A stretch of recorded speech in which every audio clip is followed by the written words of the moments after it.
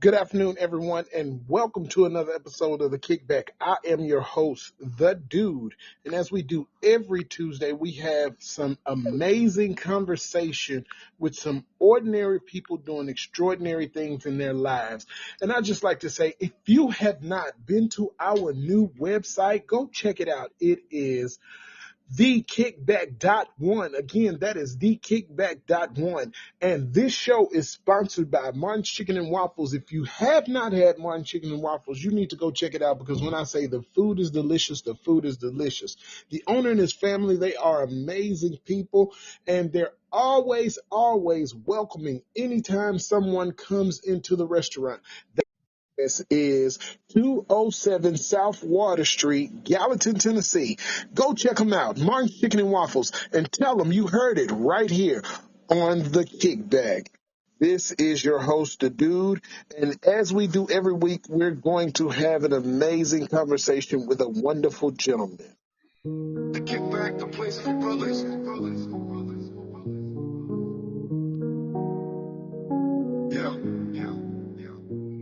Kickback, a place for brothers. The Kickback,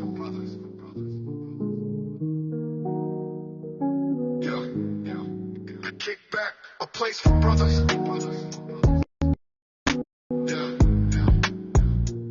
The Kickback, a place for brothers. The Kickback, a place for brothers.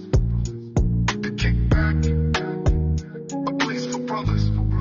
The Kickback, the place for brothers.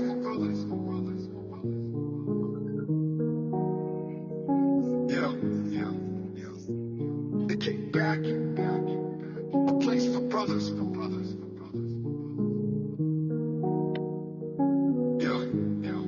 The Kickback, a place for brothers. The Kickback. Hello, sir. How are you today? Super duper, my brother. How you doing? Man, I am wonderful, wonderfully blessed, and just abundantly in love with the Lord. Amen. How's Amen. how things been going on your side of the world? Oh man, blessed beyond measure, dude. Man, I've been playing so much pickleball and making amazing shots, man. I mean, every day over the past 3 days, 2 days. Let's say today's Tuesday, a Monday and Tuesday, and then I think I played on Saturday, man. But it's just like, man, it's like each day I just get this crazy shot, man, and it's just ridiculous. Right. I hit one today falling. I actually hit it as I was falling, and it was a winner. And I rolled and I popped back up in case they were going to try to return it, but the opponent hit it into the net. And it was just, actually today my opponent missed it, because when I was falling, I put such a spin on the ball. When it landed, it went like on a 90-degree jump, and they swung and the ball wasn't even there. Yesterday, I hit one and it hit the ground, and they returned it into the net. And the day before, they hit a ball down the middle of the court, and I ran it down. I was facing away from them, and I hit it between my legs, and it was a winner. So it's just one of them crazy shots. All righty. So welcome to the Kickback, sir. How are you today? Hey, I'm good. You're good. Welcome. I am the Thanks for host of the having me. Kickback, The Dude, and Yeah. this is a place where we have ordinary conversations with extraordinary people. All right. Well, All I'm glad to be righty. here. Welcome.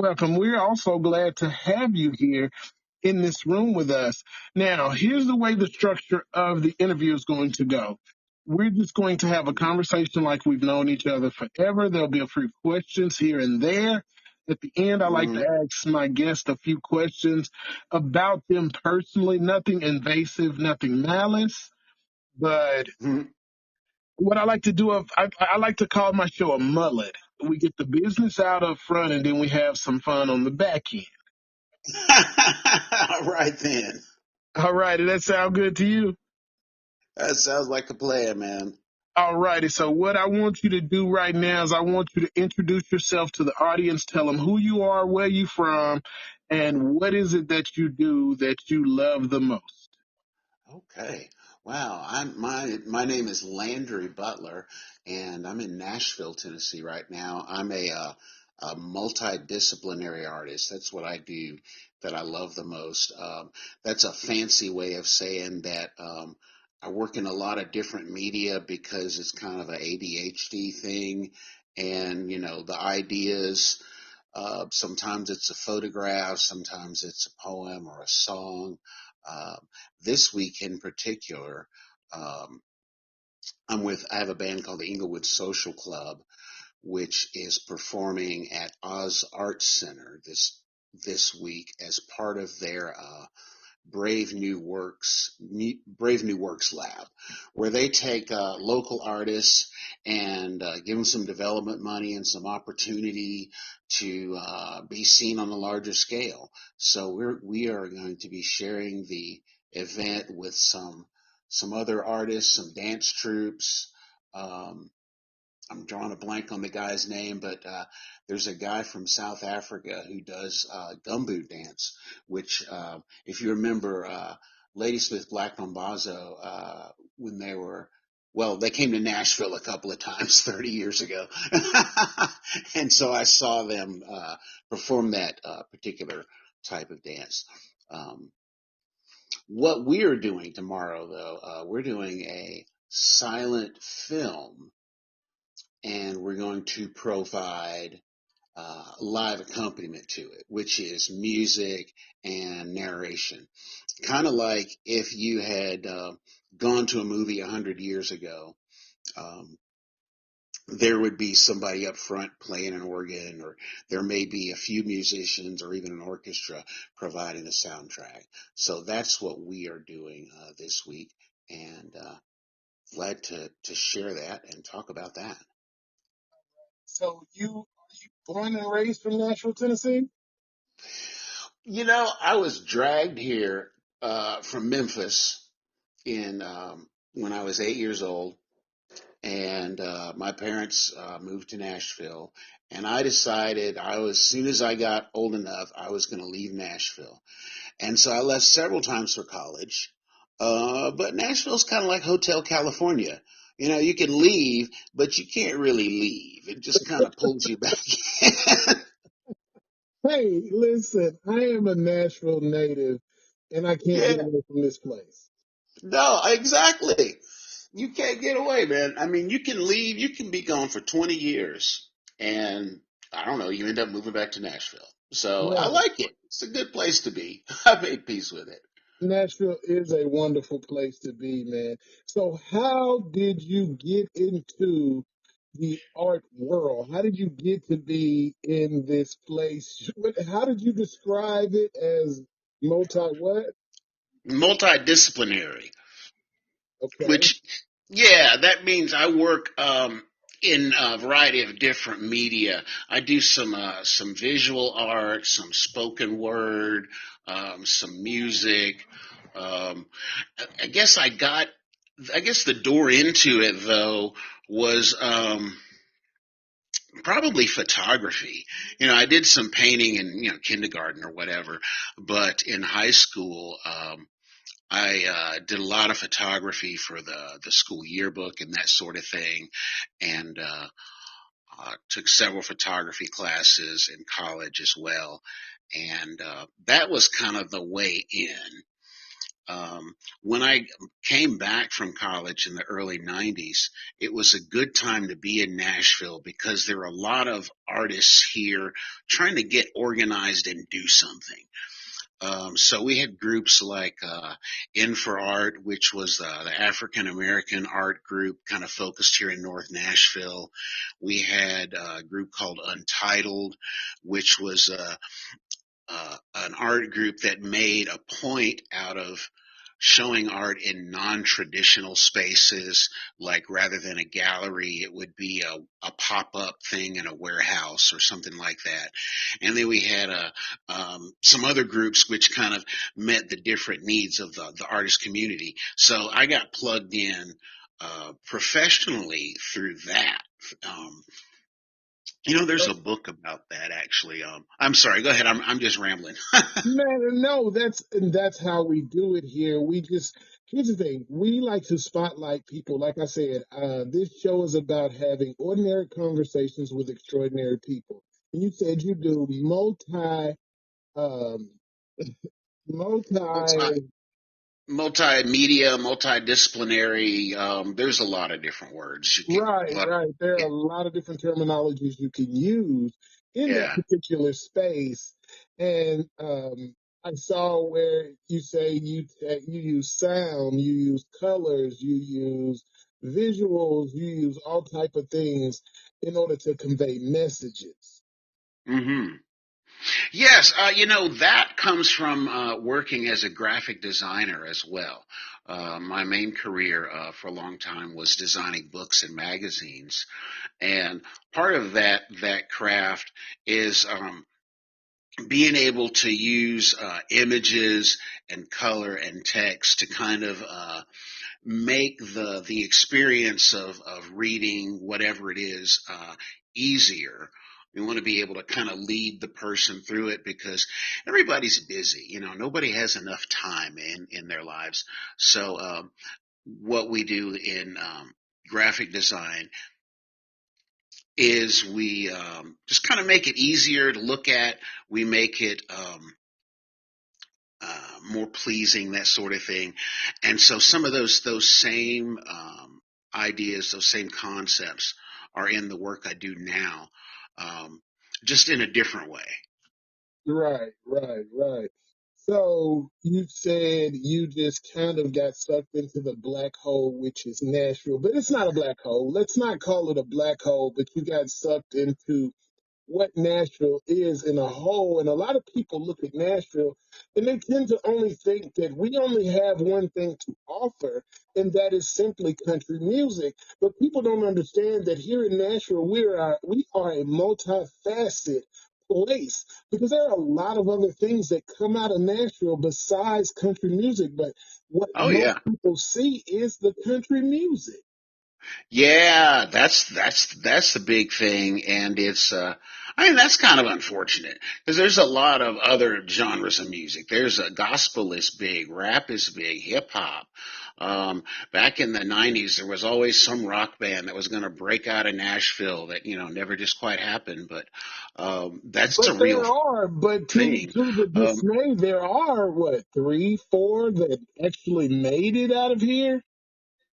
Well, yeah, there are a few. And I think the thing about Nashville, as far as creative people, this is a great place to be creative because you can't throw a rock without hitting somebody who has some sort of artistic talent. Whether they're using it or not is different, but everybody here is creative, and that kind of that with the huge presence of the country music industry, that kind of they're going to suck out a lot of the air in the room so that people who are not in that industry, you can do something and you can get some perspective, some following, some people interested, but there's only so much work that your friends can afford to buy, or so many times that they can afford to come see you, or that sort of thing. That's why it's important to create in Nashville, but to actually work outside of Nashville, which is what the goal is for everyone that's I think for everyone that's here. Well, like I said, I am a native. I've been here my whole entire life, and I've watched the evolution of this city. And to some degree, it is grown expeditiously, Oh way too fast. yeah. I agree with you on that. You can also make the argument that people who knew that their growth was coming did not plan ahead adequately. Um, but there's a lot. Nashville has just blown up in the last few years. I think at one time there were 1,000 people a day moving here. Yes, yes, it was atrocious at one point, and there were so many people moving here. But like I'm like again, I've been here. I'm still a Southerner. I still Yeah. have my Southern charm. I still have my Southern hospitality. I don't Oh let yeah. the people coming in change.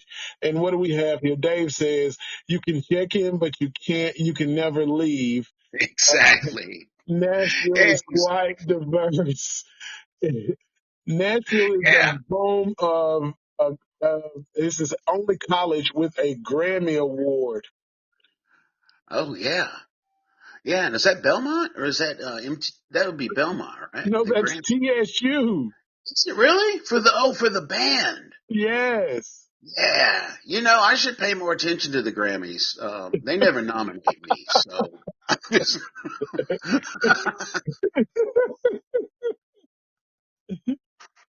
So I checked out your website, man. Tell me about the profile picture. What was the inspiration behind the profile picture? Well, that's a good question. What was the inspiration behind the profile picture? Um, that looks like a photo from a probably Inglewood Social Club photo session. You know, we take pictures from time to time to just kind of keep up with what we look like and what we're doing. Um, that shirt that I'm wearing, um, That's I not the think picture I'm talking about. I'm talking about the okay, which black and white picture the black and white picture. on the website where it talks about your art and all of those things. It's like a rock picture. Oh. Are you on the main page of the website? Which page are you LandryButler.com. on?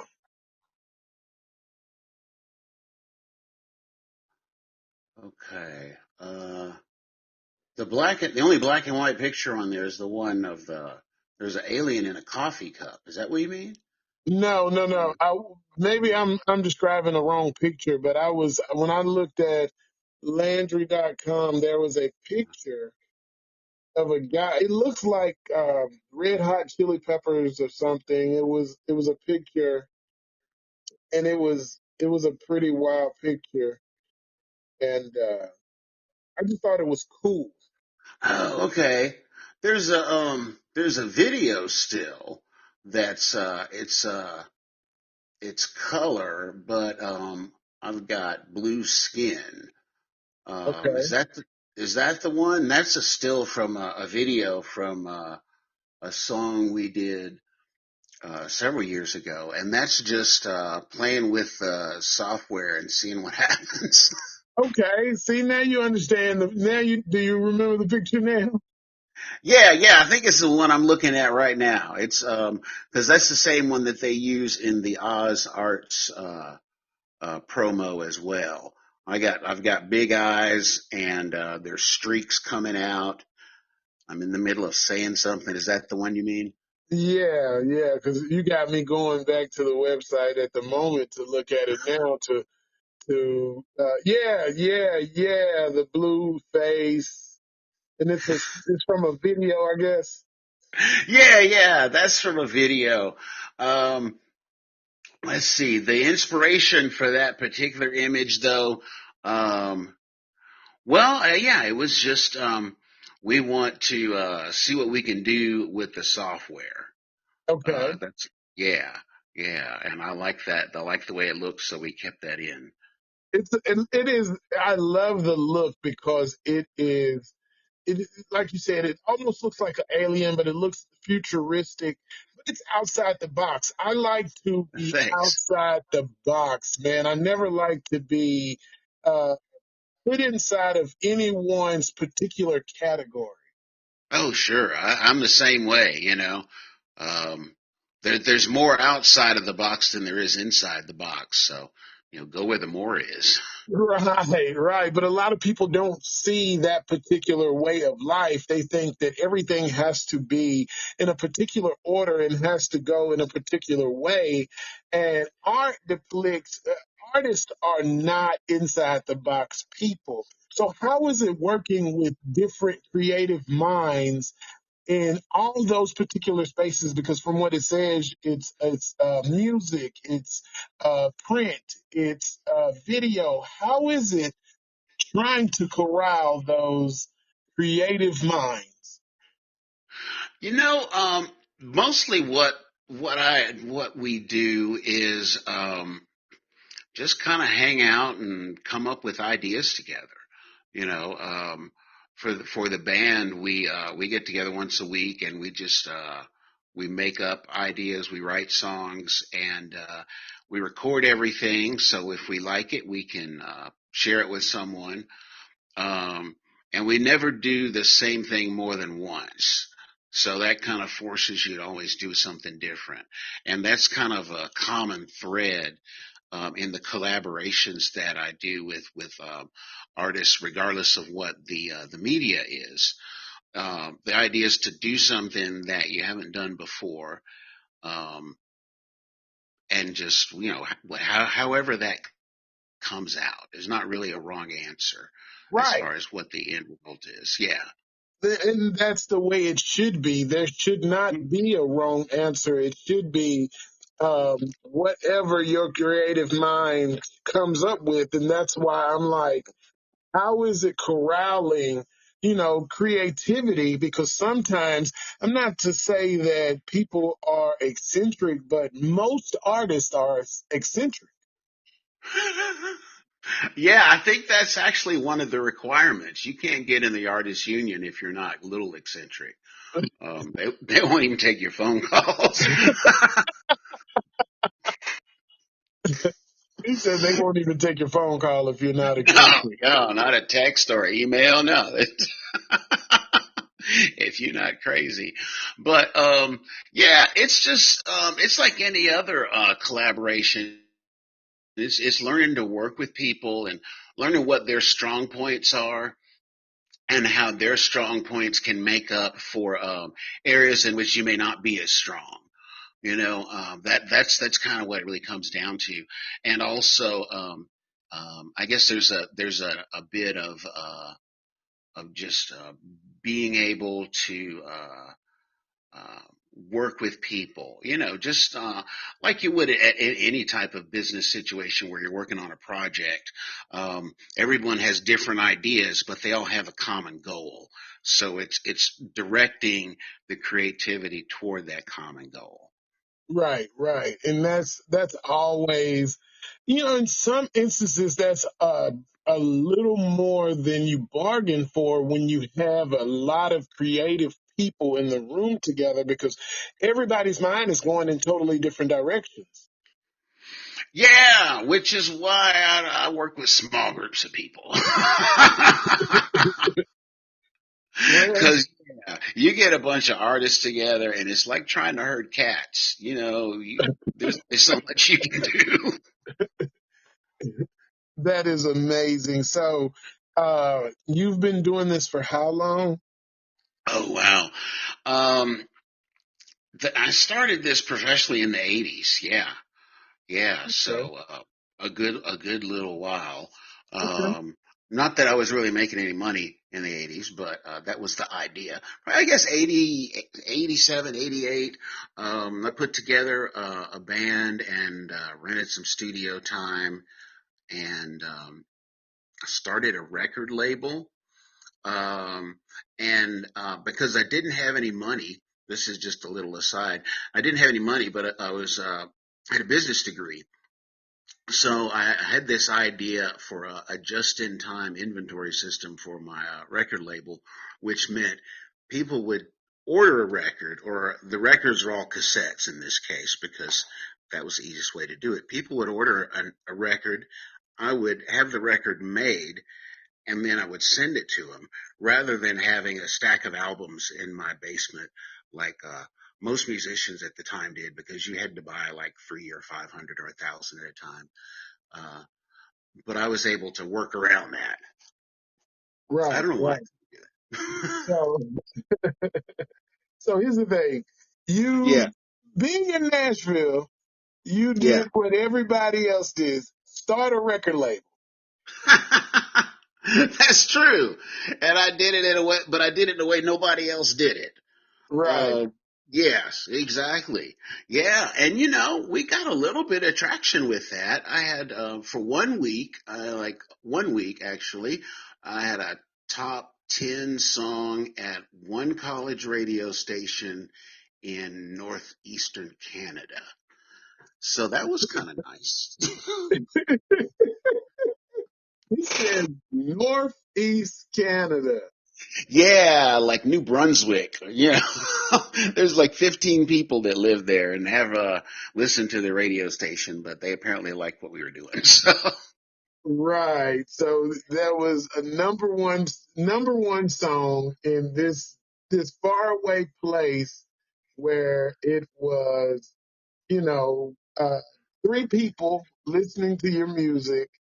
And but hey, you accomplished something that most people that have a dream of being in the music industry don't even accomplish, because here's the thing. Most people, they have ideas, they have the knowledge, they do whatever, and then they just set on it. They set on the yeah, dream. They set on the "Oh, my time is coming, my day is coming," all these different things, and they never actually accomplish their dream. yeah, that's true. And I think one of the reasons for that is just, I don't know, society pushes us to being productive and to be able to show that we're productive. Uh, Um, and a lot of times when you're pursuing a dream, you can work a year, 2 years, 5 years, 10 years, and not have anything to show for it. And it's hard to keep that momentum up. Um, so I think a lot of people who are successful, we just start and stop, or just there's some kind of persistence, or whatever it is that drives you forward there. Yeah, my biggest thing that stops me most of the time is they call it, what is it, perfectionist? You gotta let that go, bro. Right. That's what my wife says. My wife is like, you gotta let it go. You gotta let it go. Because I've Yeah. started so many projects, because I'm guilty of it. I'm guilty of starting projects. And, in your head, you have a Yeah. visual of what it all supposed to look like and how it's all supposed to go. And Yeah. for me, I'll get started. I'll do the research. I'll do all Mhm. the things that I need to do in order to learn this particular skill or craft. And Mhm. then I'll get there and I'll get started and I'll get it going.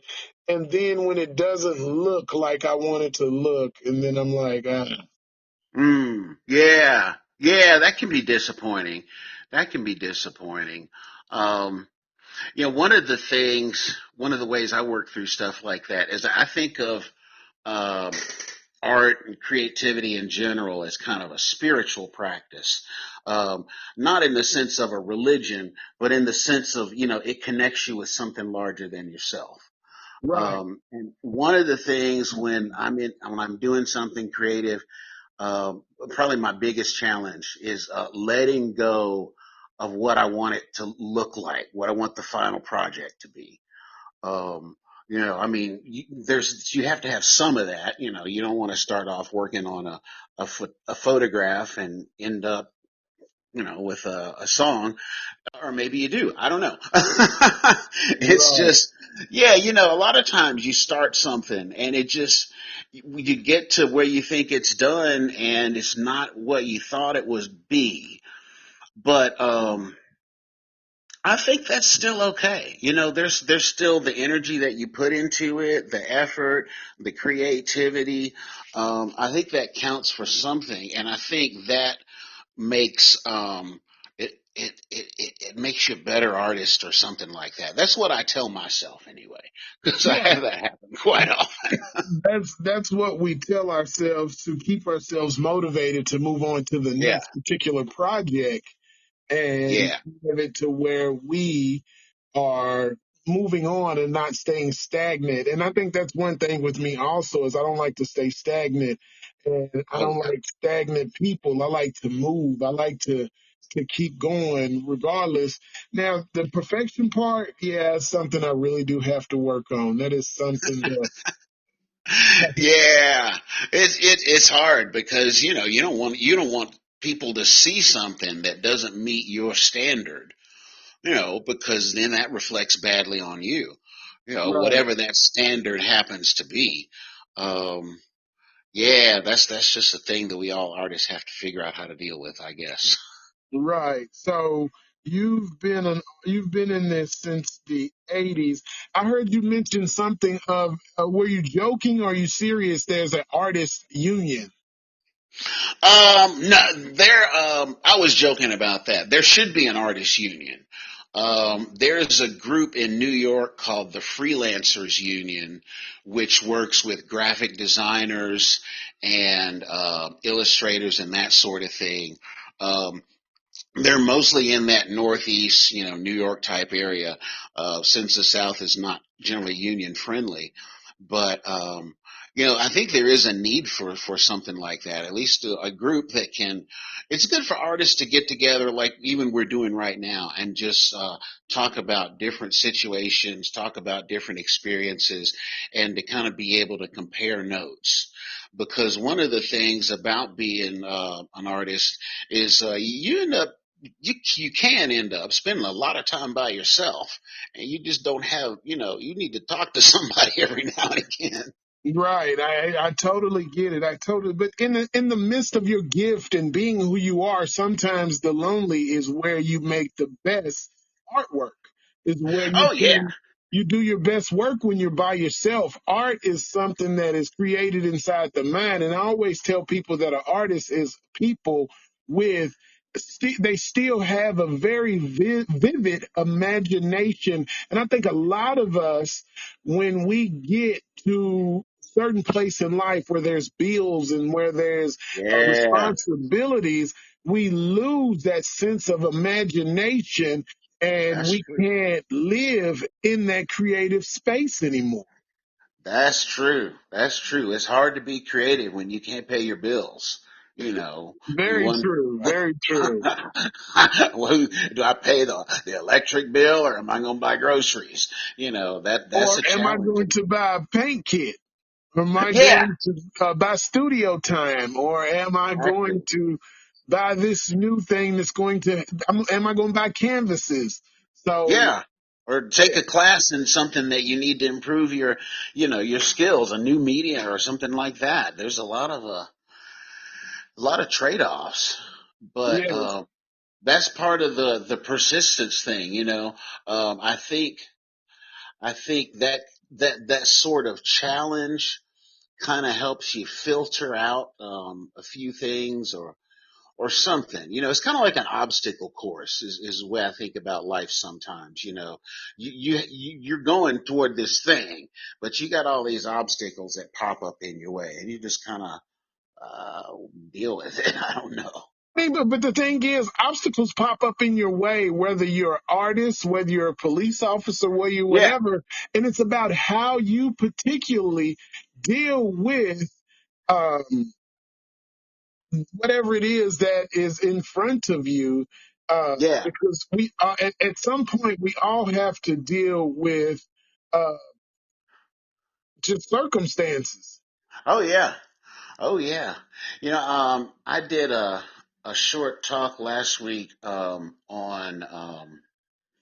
on my creative practice. And one of the ideas that came up is the idea of anti-fragility, which is more than just being resilient, more than Right. just being able to bounce back from the challenging situations or deal with them. It's the idea that you can actually get stronger from these situations. Kind of like, you exercise and it damages your muscles, but in the end, it makes them stronger. See, Um, and when you say resilience, you make me think of, and I really don't, I don't. particularly talk about politics very much. But here's the thing. Yeah.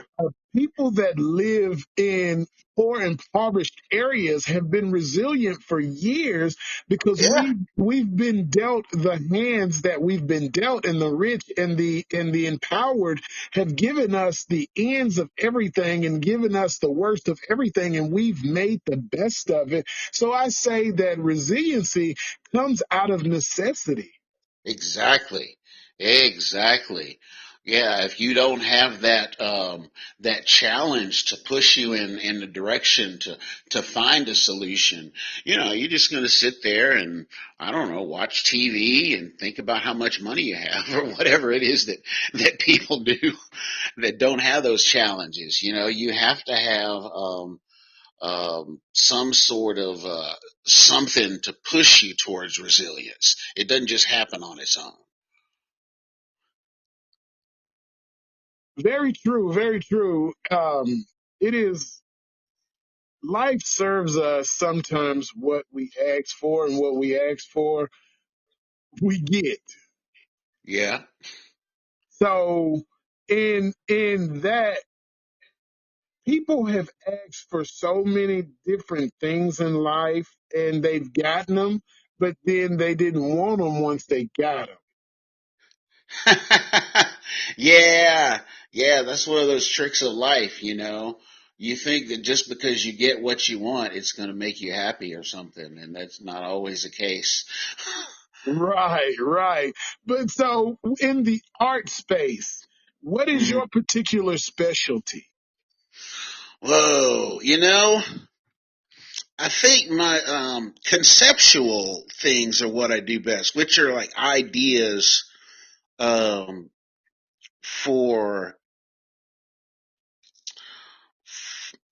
non-traditional type art pieces. What I mean by that is um, Yoko Ono is an influence of mine, and she wrote books where the content was just a series of instructions.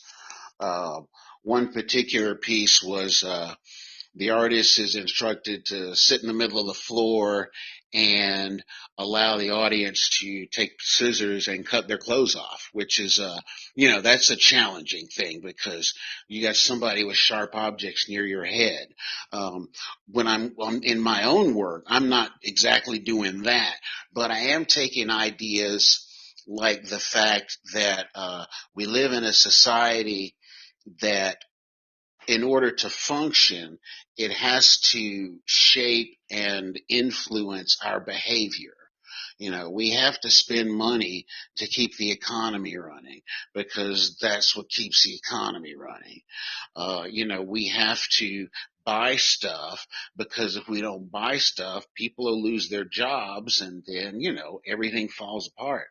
Um, but at the same time, I think it's important to remember or to consider that, that's not necessarily good or bad. That's just kind of the way life works. Um, Society, like we talked earlier, society will try to push you into being productive in a certain way that may discourage artistic creativity, but it's still important to have people who can go in that direction. Right. And yeah, Right. I uh, totally understand and get it. And but then it goes very simplistic. For every action, there's a reaction.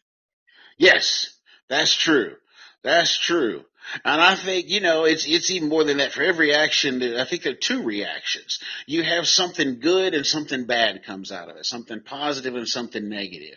There's always a trade-off. In order to be successful in your art, you have to, you spend time working on it. And so Right. that means that you can't do other things. Um, Right. But see, yeah. that's what I tell people. That's one of the other things I tell people. Um, Everyone wants to be a winner. Yeah. Everyone wants to be a winner. But in that, if everyone was a winner, who would be the loser? If we all were winners, who would be the losers? And how would there be a lesson in losing? Because now we're in a society where everybody gets a participation trophy. Everybody Yeah. gets a participation trophy. But you know, when we grew up, there was red, blue, and yellow. There was first, second, and third place. Yep. That's Okay. the truth. So, Yeah. Oh, go ahead. so back then, you know, if you came in second place, that means you had to work harder the next year to come in first place. And if you came in third place, you Exactly. had to work even harder to come in second place. But what it did is it built endurance and it built a structure of, okay, Johnny's number one. So my goal next year is to beat Johnny. Yeah. And then you go back and you look at what Johnny did. Okay, well, how can I do that better? Or how can I do something different with what I did? You know, it's the thing that these participation trophies, this way we do things now, um, th- um, doesn't benefit people is that when you do something, when you try to make first place and you don't make it, you get second place or you get 10th place or whatever it is, um, you can learn a lot from that failure. You know, there's a lesson in there for you. There's generally more than one lesson. If you just try to get, you know, whatever the contest is, you just automatically get first place. You really don't know if what you did was the right thing to do or if you just, you know, kind of got lucky or something, you Right, know, because there's a right. lot of different things going on in life. We don't know what happens behind the scenes. And Yeah, so, you're right. There are a lot of different variables, but people, I think we live in a world where people are we've become such a rush mhm. that it doesn't matter, or either we want to see, we've become a society of I've got to see everything. Everything's got to be, if you don't have a video of it, then it's not real. That's true. That's true. And you spend more time taking the video that you don't get to appreciate the fact that you're there in person, you know? Right. And that was someone, I listened to someone say that the other day. They said the Yeah. time you go to a concert, and the time you Mhm. take to record a video of that particular concert, you miss the true essence of the artist performing Oh, at yeah. that concert. Oh yeah. Oh yeah. Yeah, I learned that when I was a photographer. You know, if you're there to take pictures, you're working. You're not there to watch the show. You know? Right. Yeah. Yeah. I And don't, in the comments it says you can't know true happiness until you know sorrow. Jay Hatter, thank you for that. That is true. And that oh, a that's lot of true. people don't understand that. Yeah. Yeah. I mean, because happiness is in comparison to sorrow. I mean, if you don't have that negative experience, then you don't know what a positive experience is. And again, you learn from the negative experiences, and those that makes the positive things that much better.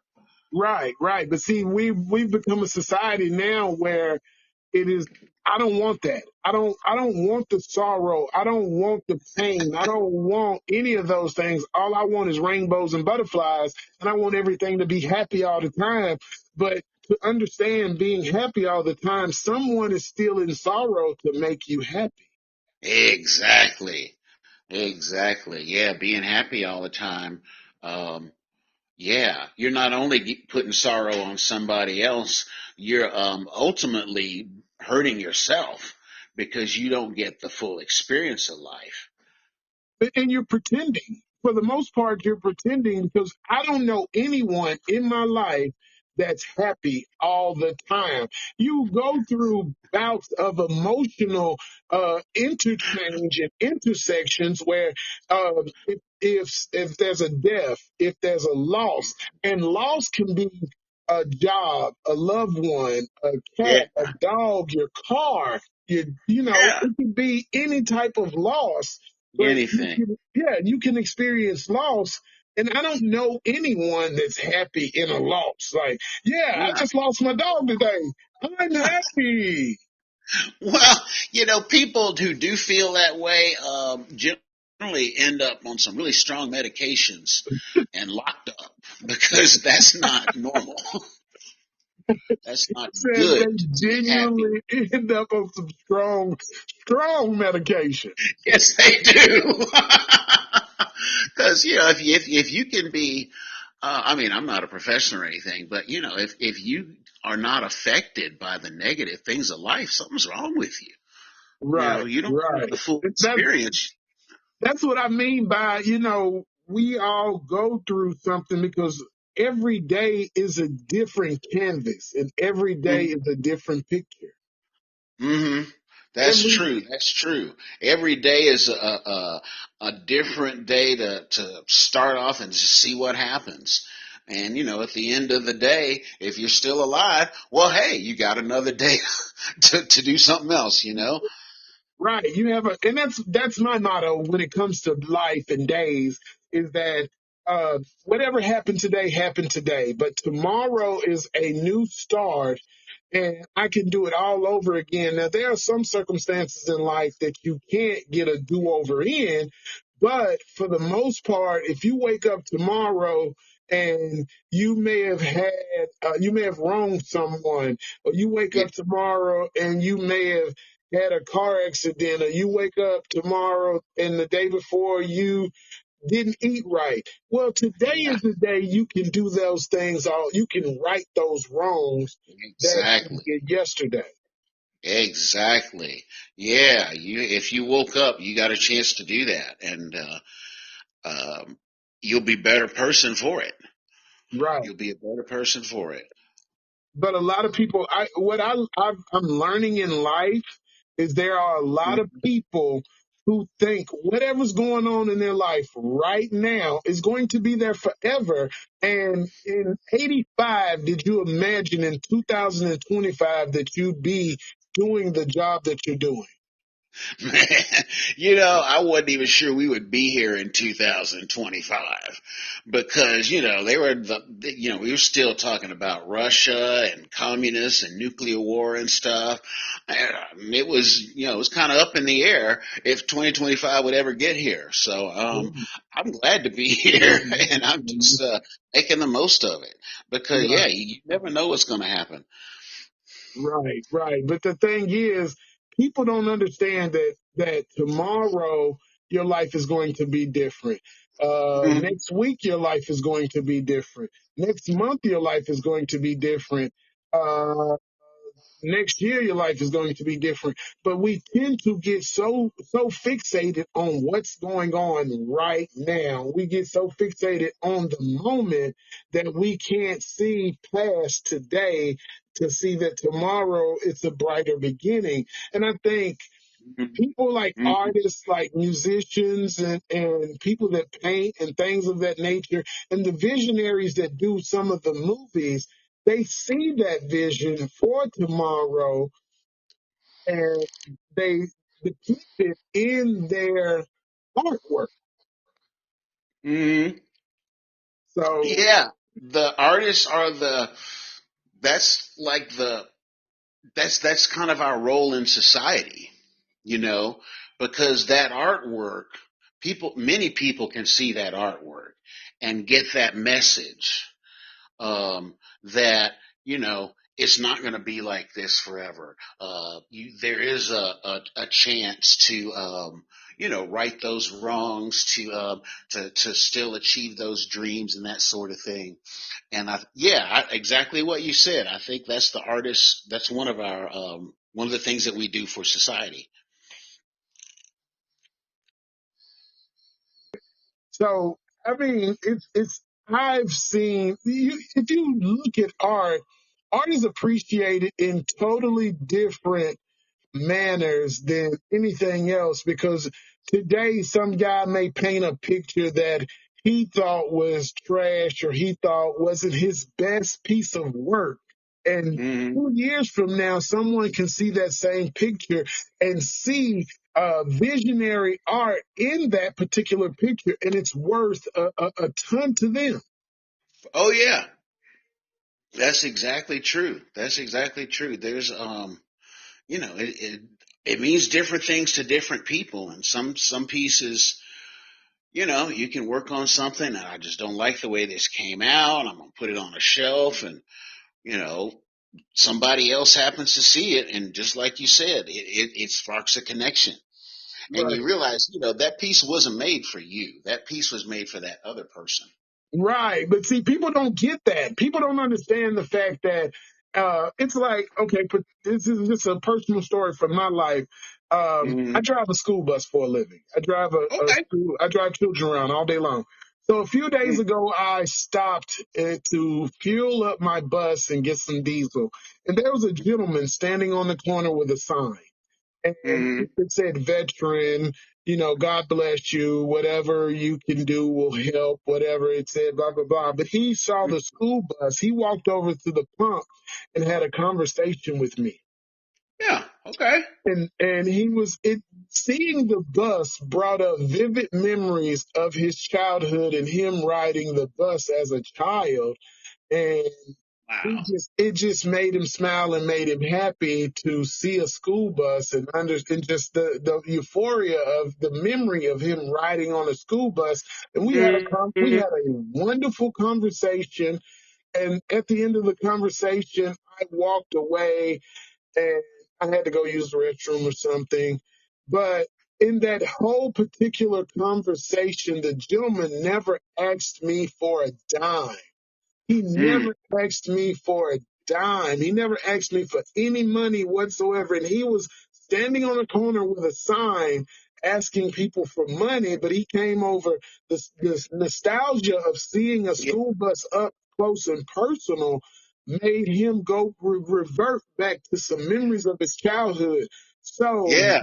me, He got something more important than money right, from he that. did. Yeah. He got something that was was so big, so bigger than what I could have imagined or we can imagine here. But Oh yeah. it was inside his. It was right, Dave. You can't put a price on precious moments. Very true. You Yeah. can't put a price on precious moments. But That's true. That's true. Yeah.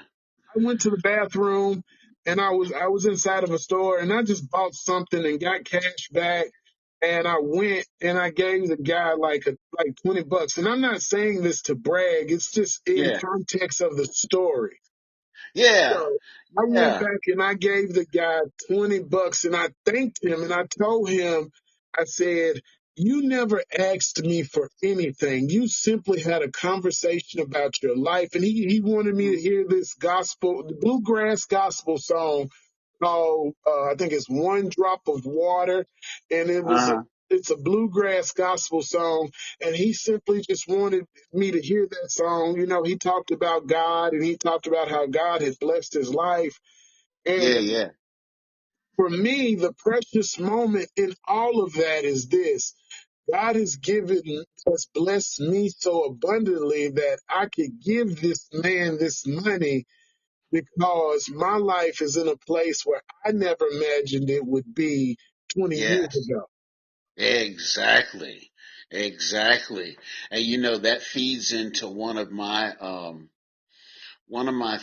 ideas about what we're here to do on this planet in the first place is it's just to help each other out. Yeah, you have to work for yourself, support your family, make the money and all of that, but there's more than enough in the world. We can all be a little bit, even if we just be a little bit nicer to people. That's There's it. yeah. That's my new campaign. I've started a new social media account. I'm on TikTok now, and Okay. that is my campaign. My campaign is kindness. Yes. That is my TikTok campaign is kindness. TikTok. If you've ever been on TikTok and you've seen people go live, people come Hmm. into TikTok is basically a bump stop. Yeah. If you don't have a certain amount of followers, people are just stopping through your particular space and seeing what you're talking about. And if they like it, they like it. If they don't, they don't. But Hmm. you can have 100 people that'll stop through your particular space and just stop and see what you're doing and Yeah. just keep moving. And, Yeah. Just kind of stop by and pick up a little something and go on. and Yeah, but I tell people this is what I say when I'm on TikTok live because I'm on Hmm. TikTok live right now. You can't see it, but I can see it, and it's looking at me, and I'm talking to you. But this is what Hmm. I usually do. I usually say, If you can see my face and hear my voice, say hello and tap my nose. That's simple. I'm not asking you for any money. I'm not asking you to join anything. I'm simply just asking you to say hello. The small Uh-huh. things in life matter. And just saying Sure. hello to someone can change someone's trajectory forever. You don't know Oh yeah. what somebody's going through in life. So just saying hello is not going to cause kindness, doesn't. And someone said this to me the other day, and it was Yeah. such a beautiful piece of art. Hmm. Kindness costs nothing. Yeah, that's true. That is true. Kindness costs nothing. I thought it was the most beautiful thing I'd ever heard in a while. Kindness costs nothing. Just being kind to someone, saying hello, just Yeah. asking someone how their day is. I walk into restaurants and I just speak to random people and just say, hello, how Oh, you doing today? yeah. Yeah. Just treating people like real people. Acknowledging that they exist. Even just saying hello, just smiling at them, whatever it is. It doesn't What's up? cost you What's going on? anything, How are you today? and Yeah, it makes a difference. Yeah. right. Kindness doesn't hurt anybody, and just be kind and just speak and just hello, Zeke. How are you today? Your title says Mr. President, but it just costs nothing. I'm on two platforms, so it kind of cross links. Okay. Yeah, but kindness costs nothing. Being happy and giving out the goodness that you have in your heart costs Hmm. nothing. No, no, not at all. And you get so much back from it too. Because it does come back to you. You just being a little nicer to somebody every day. You might you never know how it's going to come back to you, but it will come back.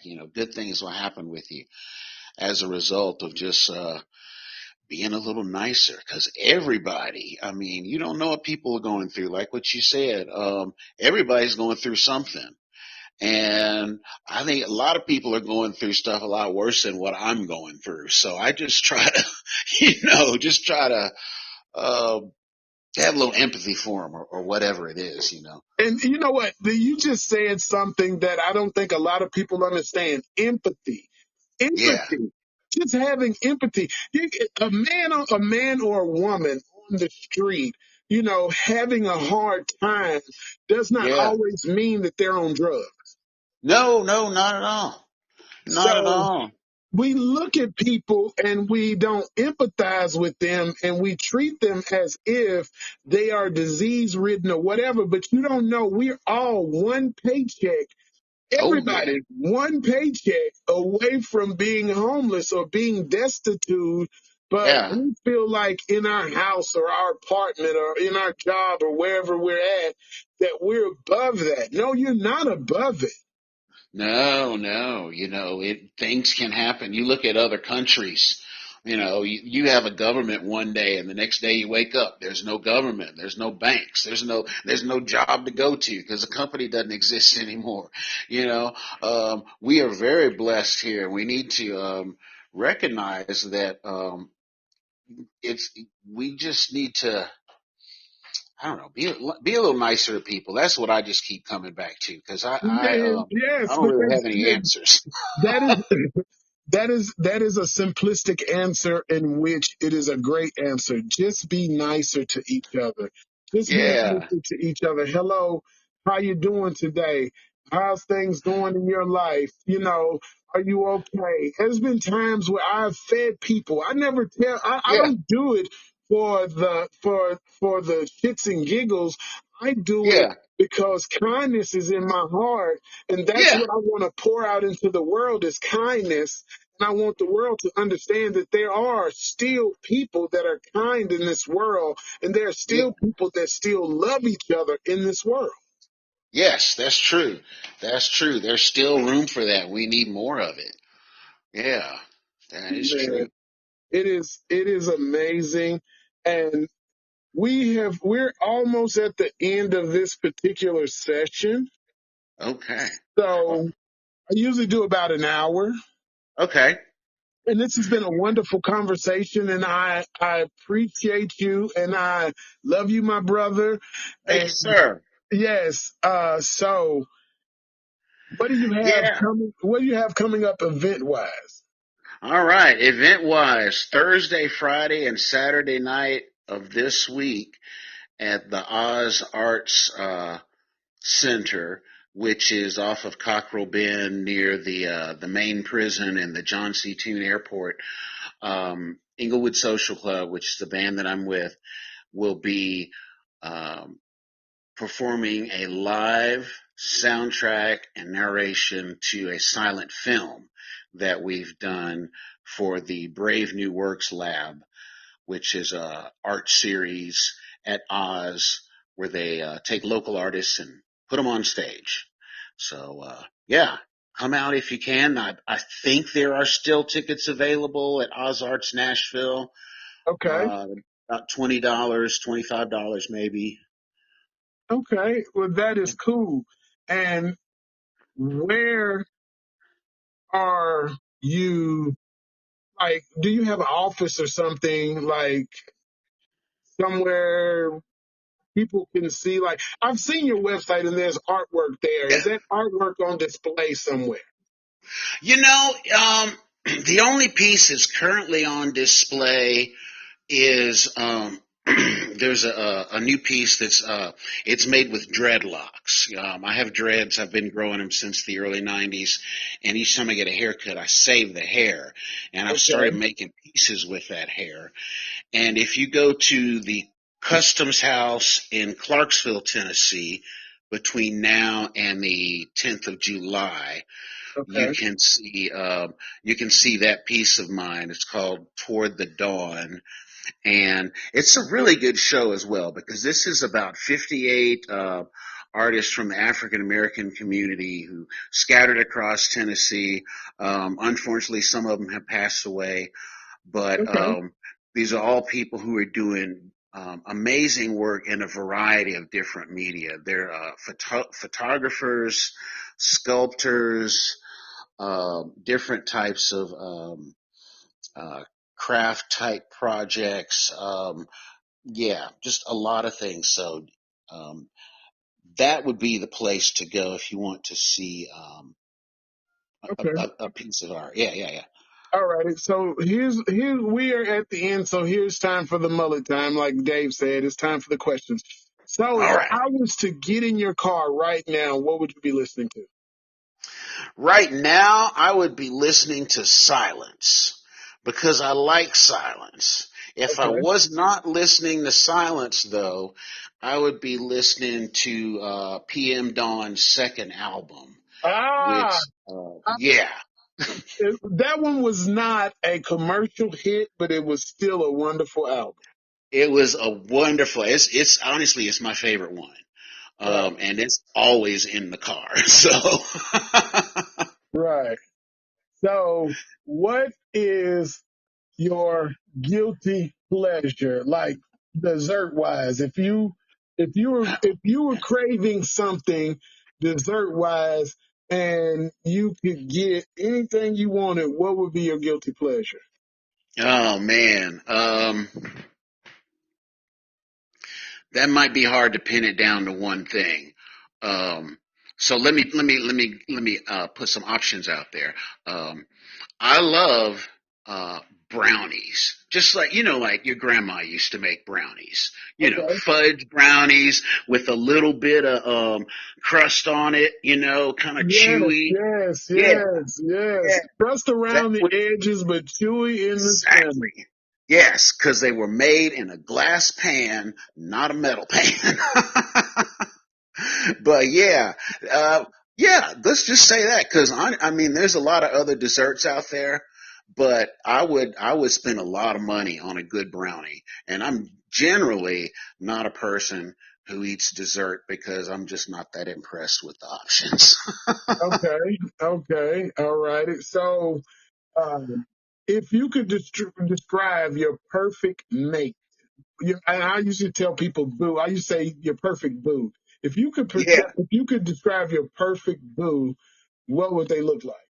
Oh my God. She is about 5'7". Um, she she's a professional gardener, so she works outside. She works with roses, and roses are real particular plants. So she kind of has like a communion thing with them, um, that's her art. Uh-huh. Um, yeah, she likes to walk. I'm describing an actual person is what I'm doing. Good. I don't want you to get in trouble. I want No, you I don't want to get in trouble either. But David knows who I'm talking about. He's seen her around the neighborhood a few times. Hey everybody, how y'all doing? Yeah, Yeah, I don't I'm want you to just. get in trouble. I want you to describe, but that's just one of the questions I asked. So she works with Oh roses. no, She likes to walk. she is a very creative person. She is. Let's see. She likes to read. She likes the ballet, like art. Um, I don't think she has an art history degree, but she knows a lot more about art history than I do. And you would think I knew more about art history. Uh, but yeah, just a great conversationalist and someone who, you can talk to and actually feel that they're paying attention to you, that you're being heard. And I think that's another thing that we've kind of talked around in this conversation tonight. Um, uh, One of the reasons that I think we stay so busy in society that we kind of run away from our problems is because we don't always have that kind of real connection where we can just be honest with ourselves in the presence of other people. Because a lot of us don't like being honest with ourselves because some I things are usually not tell people nice. all the time, if you're telling a lie, the first person you're lying to is yourself. That's right. That's right. And that's you lie to yourself. Well, yeah. Right. But that's usually who we lie to is ourselves first. We lie to ourselves Mm, before we lie to anyone else. And then we're trying to convince the rest of the world to believe in the particular lie that we've told ourselves and convinced ourselves was true. And yeah, then the rest of it is we are we're just trying to convince people for the rest of our lives, and it you have gets to really keep up that messy. facade. Right, Yeah, right. yeah, You have you to got to. keep up that facade, and then it gets so out of hand and so crazy. Yeah, and eventually, it falls apart because you start building something on a lie, and it's only going to be stable for so long. Right. And it gets more and more crazier as time goes on, and you just it spins out of control, and it takes on a life of its own. Yeah, yeah. Yeah, I think I like the idea of not complicating my life too much. So, just try to be a little nicer to people, try to be honest with myself. There's a lot of things about myself that I have had to work on, but it's all good. We all have uh, things that we need to work on with ourselves. None of us are perfect by any means, so Yeah. it is something that we all have to work on. It would say Hmm. we accept a lie before we share it with others. Yes, that's a good way to put that. Yeah, that is the truth. Yes. Well, my brother, I appreciate you being here so much, and Thanks for having me. man, I always love having great friends. Uh, this conversation was amazing. I know we went a little bit of everywhere, Yeah. but that's how I like it. I don't like it I never like it scripted. I never Yeah. like it to be a well put together anything. That's my artistry, is to have genuine and transparent conversations with people without all the hoopla and without all the red tapes. Yeah, yeah, I believe in that myself. Let's Thank just you. have a real conversation between two people and see where it goes. Because believe it or not, what the masses think is that people can't sit down and have real conversations anymore. We're all behind a keyboard and we're all trying to type our way into heaven. Yeah, that's true. Good luck with that. Right. We're all trying to type our way into heaven, which that's not Yeah. going to happen. But again, I appreciate having a wonderful conversation. And as I tell all my guests at the end of the show, on Fridays, we do a Mm, live 2 hour show where it's a open conversation amongst people, just discussing okay. whatever it is you feel like discussing. If you feel like discussing your week, let's discuss your week. If you feel like discussing aliens, if you feel like discussing the time, But don't talk about those aliens too much, though. You know, people are listening. right, the time space continuum, some stargates. We have one panelist who is a history buff, and he likes to talk Yeah. about history. Yeah. And he keeps us well versed on history, and I love that gentleman so much, man, because he brings such a historic flavor to the show. But we like to extend an invite to every guest that comes on the kickback to just come in on Appreciate it. one Friday and just Yeah. listen to the show. If you want to chime in, chime in. If not, just hear it out and see what you think about it. All right. Well, that sounds like a lot of fun. I appreciate it. All righty, man. Hey, listen, I am the dude. This is the kickback, and this was an amazing conversation with an ordinary person doing extraordinary things in their lives, and we appreciate you, brother.